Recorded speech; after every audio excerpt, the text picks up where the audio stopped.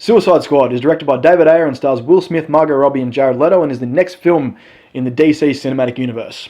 Now, there was a lot of hype going into this movie, and a lot of what DC are doing going forward rested on this movie. After the disappointment that was Batman v Superman, a lot of people were hoping that this movie would be the movie that brought the DC universe up to sort of level where Marvel is right now and get it really going and actually be a good, really good DC movie. But instead of resting on one established hero or a group of established heroes, this movie focuses on a bunch of villains recruited together by Viola Davis's character.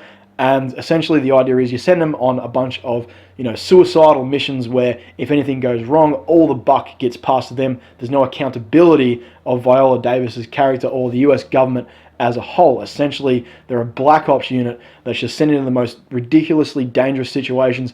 And if they die, it's no big loss because they are villains. Which in itself is a really, really cool concept. And the way the concept is played out in the movie, well, I'll get to that. First of all, we'll talk about some pros in this movie. There are a lot of good things. Mostly it is the performances of Will Smith and Margot Robbie as Deadshot and Harley Quinn respectively. They were really, really good. And the two most fleshed out characters out of the entire Suicide Squad, which makes a lot of sense because they are the most established actors in this movie. And they both did a really, really good job in their characters. I really, really like Will Smith's character. And it's back to that classic Will Smith, just pure seeping charisma, and I loved it. He had some of the best lines in the movie.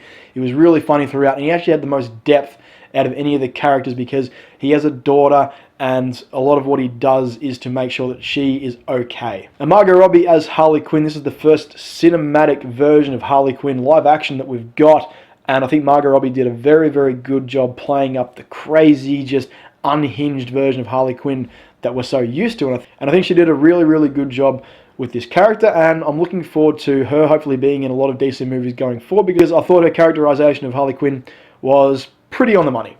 A lot of the action scenes in the first and second act of this movie are really, really well done as well, and the setting of this broken down empty city is a really, really cool one. It makes the movie feel very claustrophobic in areas. It's very confined, and I like movies that give you really only one main setting and let the entire movie play out within that setting. It can work really, really well, and for the most part it worked really, really well in this movie. However, later on in the movie, the action did not quite work as well, and we're getting into the cons of the movie here.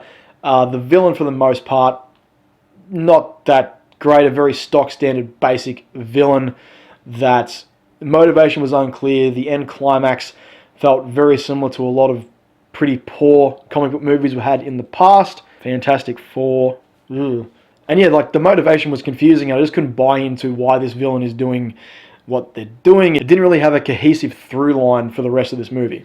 And for some of the performances that I did not quite like the Joker, I'll say it right now, I really didn't think that Jared Leto's Joker even had a place in this movie. You could have completely removed the Joker from this movie and it would have been fine. Him being in this movie so sparsely really didn't do anything for his portrayal of the character. I think there is a potential there for this to be another great portrayal of the Joker character, except he just isn't in the movie enough. He just pops up here and there in a few flashbacks, in a few present day scenes, but it just wasn't enough to get a really good idea of what Jared Leto's Joker truly is, what he is like, and I think that really hurt the movie. So I think if you just had taken the Joker out, but even like just kept mentioning him here and there, like obviously Harley is obsessed with him, if she had just talked about him here and there rather than having him in the movie, it might have been a more effective way to introduce the character.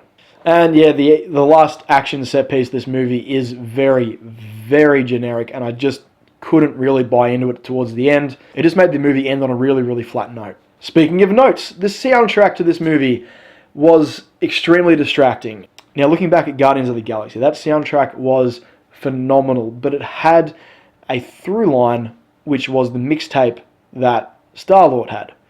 This movie just throws in cool pop songs for what felt like the sake of it. It's just like, hey, Guardians had these cool pop songs, we put these cool pop songs in the trailer, let's put them in the movie, but it felt very, very disjointed in a lot of sections where it was like, I would have much rather score instead of a pop song. And at times it really, really took me out of the movie because I'm watching the movie and there's a song that I know popping up, but I'm like, where is the context for this song in the movie? Why is it in this part of the movie?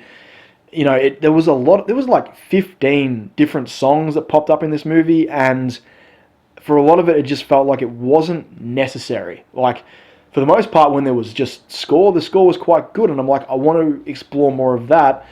Use that instead of just getting these songs to cover where you would usually have a score. And then the biggest thing that I know a lot of people have talked about in relation to this movie, the editing is odd. It is just really, really choppy, and it feels like there's entire chunks of scenes just missing, and there's a lot of stuff from the trailers that wasn't in this movie at all. And apparently there's been multiple cuts thrown around at different test screenings, and they've tried to sort of take all the things that people liked from all these different versions of the movie at these test screenings, put it into one movie and try to make that work, and it just hasn't. It feels like about 4 different movies crammed into one.